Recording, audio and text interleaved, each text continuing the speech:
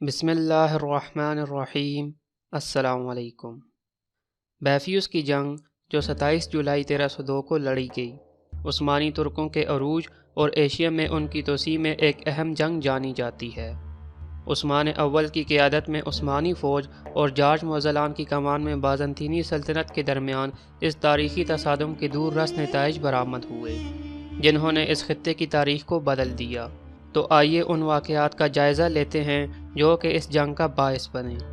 Video کا باقاعدہ آغاز کرنے سے پہلے میری ان تمام ناظرین سے گزارش ہے جو کہ تاریخ اور سائنس میں دلچسپی رکھتے ہیں، اس چینل کو سبسکرائب کریں۔ بازنطینی سلطنت جو کبھی ایک طاقتور تہذیب تھی، 14ویں صدی کے شروع میں ہی بتدریج زوال کا سامنا کر رہی تھی۔ عثمانی سلطنت روز بروز اپنے عروج پر جا رہی تھی، جبکہ بازنطینی سلطنت تیزی سے زوال پذیر ہو رہی تھی۔ ترکوں نے عثمان اول کی قیادت میں خود کو ایک طاقتور طاقت کے طور پر قائم کیا تھا۔ عثمان کے والد ارطغرل نے سکریہ کی دریائے وادی میں عثمانی بیلک کی بنیاد رکھی تھی اور عثمان نے بیتھینیا کے بازنطینی سرحدی علاقوں میں چھاپے مار کر اپنے والد کی میراث کو آگے بڑھایا۔ کمزور ہوتے بازنطینی دفاع اور سلجوقی سلطنت نے خطے میں خلا پیدا کر دیا۔ اسی خلا سے فائدہ اٹھاتے ہوئے عثمان نے خود کو سلطان قرار دیا اور 1299 میں عثمانی سلطنت قائم کی۔ 1301 تک عثمانیوں نے بازنطینیوں کے سابق دارالحکومت نیکیا کا محاصرہ کر لیا تھا اور وہ خطے کے دیگر شہروں جیسے بورسا اور نیکومیڈیا کے لیے خطرہ بن رہے تھے۔ ترکوں نے دیہاتوں پر چھاپے مارنا شروع کر دیے، جس کی وجہ سے دیہاتوں میں کافی مشکلات پیدا ہونا شروع ہو گئیں اور بڑے پیمانے پر قحط پڑا اور بازنطینیوں کو فصلوں کو جمع کرنے سے روکا گیا۔ بازنطینی شہنشاہ مائیکل نے بڑھتے ہوئے خطرے کو پہچان لیا اور 1302 کے موسم بہار میں عثمانی افواج کا براہ راست مقابلہ شروع کرنے کے لیے ایک مہم کی۔ بازنطینی افواج نے اعتماد کے ساتھ مارچ شروع کیا۔ بازنطینی تعداد میں کافی زیادہ تھے، تاہم عثمان کی قیادت میں ترکوں نے براہ راست تصادم سے گریز کیا اور انہوں نے ہٹ اینڈ رن کی حکمت عملی کا سہارا لیا، یعنی کہ دشمن کو مار کر اور ان کو کچھ جانی اور مالی نقصان پہنچا کر وہاں سے غائب ہو جانا۔ جیسے جیسے بازنطینی فوج عثمانی علاقے کی طرف جا رہی تھی، ترکوں کے حملے تیز ہوتے گئے۔ ان جھڑپوں نے بازنطینی فوج کو کمزور کر دیا اور وہ ایک دوسرے سے الگ تھلگ ہو گئے۔ صورتحال تیزی سے خراب ہونے لگی اور شہنشاہ مائیکل کو پسپائی پر مجبور کیا گیا۔ نیکومیڈیا کے بڑھتے ہوئے خطرے کا مقابلہ کرنے کے لیے شہنشاہ اینڈرونیکس نے تقریباً 2000 مردوں پر مشتمل بازنطینی فوج روانہ کی، جس کی قیادت تجربہ کار کمانڈر جارج موزلان کر رہے تھے۔ بازنطینی فوج میں ایلن کے کرائے کے فوجیوں کا ایک دستہ بھی شامل تھا۔ یہ نہایت سخت اور وحشی جنگجو تھے جو اپنی جنگی صلاحیتوں کے لیے جانے جاتے تھے اور بازنطینی فوج کو تقویت دینے کے لیے رکھے گئے تھے۔ 27 جولائی 1302 کو دونوں فوجیں بافیوس کے میدان میں نیکومیڈیا کے قریب ایک مقام پر ٹکرائیں۔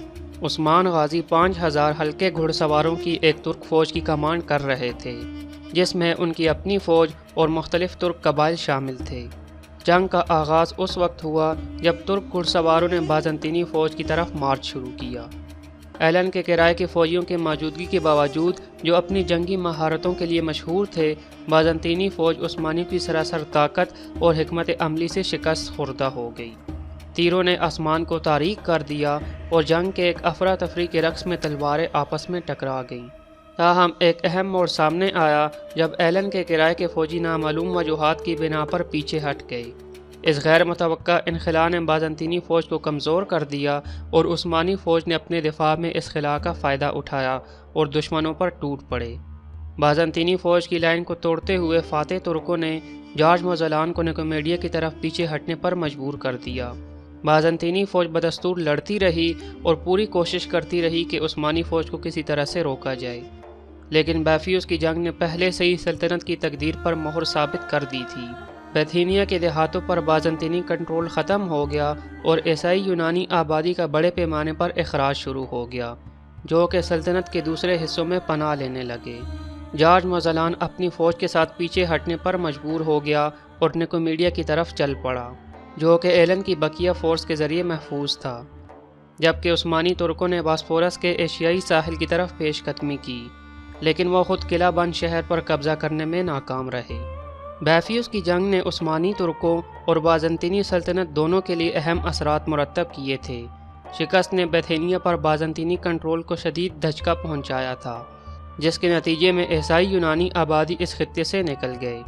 بازنطینی آبادی کے اس بڑے پیمانے پر اخراج نے آبادیاتی تبدیلیاں شروع کی اور اس علاقے میں ترک آ کر آباد ہونا شروع ہو گئے۔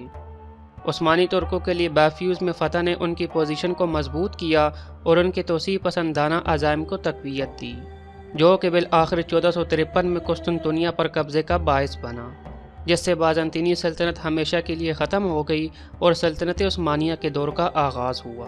اسی کے ساتھ اس ویڈیو کا اختتام ہوا۔ مجھے دیجیے اجازت۔ اللہ حافظ۔